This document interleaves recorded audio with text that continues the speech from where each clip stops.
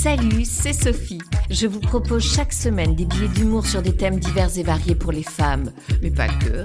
Pour les femmes expats, mais pas que. Pour les femmes expats à Dubaï, mais pas que. Bref, vous l'aurez compris, pas vraiment de règles, juste l'envie d'avoir un petit rictus.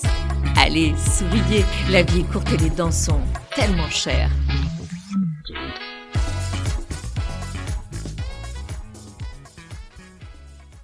Je ne sais pas pour vous, mais moi, il y a des situations qui me renvoient en un quart de seconde plus de 30 ans en arrière. Plus rapide qu'une machine à remonter le temps, il suffit que je me retrouve face à des devoirs à faire pour que mon manque de collagène nuisant à l'élasticité de ma peau et la dégénérescence de mes neurones ne soit pour un temps, plus ou moins long, qu'un vieux souvenir.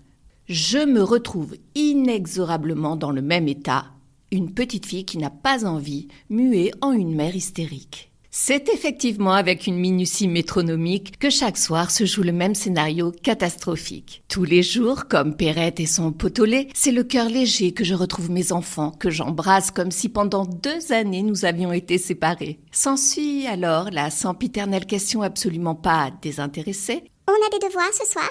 Vous noterez le « on » qui souligne immédiatement mon taux d'investissement. Comme pour le reste, nous ne sommes pas égales. Alors, énorme courbette de vénération à celles qui ont réussi à les rendre autonomes. Mais pour les autres, comme moi, leurs chérubins ne feront rien tant que leurs fesses ne seront pas rivées à une chaise, une trousse et un cahier entre les mains. Et c'est là que ça se complique. La difficulté n'étant pas de se replonger dans l'Antiquité ou de revoir des théorèmes depuis longtemps assimilés, non, je vous parle de la patience dont il faudra user pour ne serait-ce qu'ils acceptent de se poser. Car on ne sait pas pourquoi, l'enfant a besoin de bouger pour se concentrer. Et vas-y que je me tords devant un miroir, que je m'allonge sur la table en chatouillant les feuilles de mon cahier, que je me contorsionne pour compter mes doigts de pied. C'est à ce moment précis que vous comprenez, avec une rapidité faisant passer la vitesse superluminique pour un gastéropode sous l'exomile, comment cela va se terminer. À chaque fois, la même déception de voir s'envoler votre dignité, votre bonne humeur et votre self-control de la journée. Car une fois la concentration captée, une demi-heure après, on fait un effort surhumain pour ânonner avec un maximum de sérénité la leçon qui nous est infligée. Et allez savoir pourquoi, l'enfant est d'un seul coup beaucoup plus passionné par un insecte sur le rideau échoué que par ce que vous êtes en train de raconter. Comment dire ? Vous allez chercher une fois encore au plus profond de vous un peu de ce calme que vous aviez cet été devant un sunset coloré. En gros, vous vous démerdez. À chacune sa méthode, sophro, auto-hypnose, aiguille sous les pieds, méditation, relaxation, achat du dernier vuitton. Écoute mon chaton, je ne vais pas m'énerver.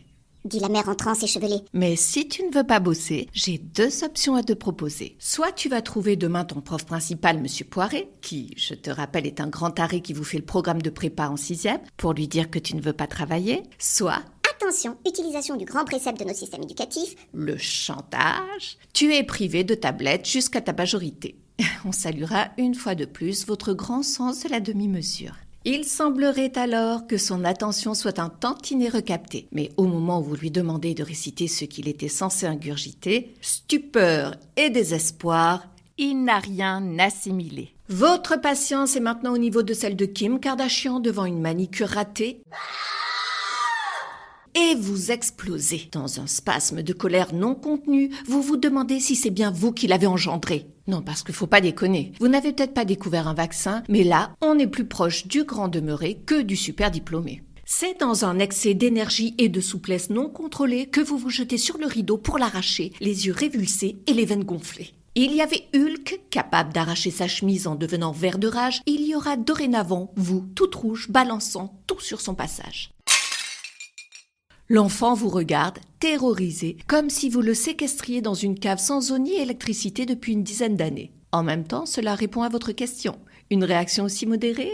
C'est bien vous qui l'avez enfanté. Honteuse et épuisée, une fois les devoirs terminés, vous ranchez la gomme et les cahiers, bien déterminée à ce que cet incident soit isolé et espérez, avec une naïveté dont nous avons tout hérité, qu'un jour, c'est sûr, vous y arriverez. Voilà, c'est fini. Si vous avez aimé, n'hésitez pas à liker et partager. Moi, je vous dis à la semaine prochaine pour un nouveau billet.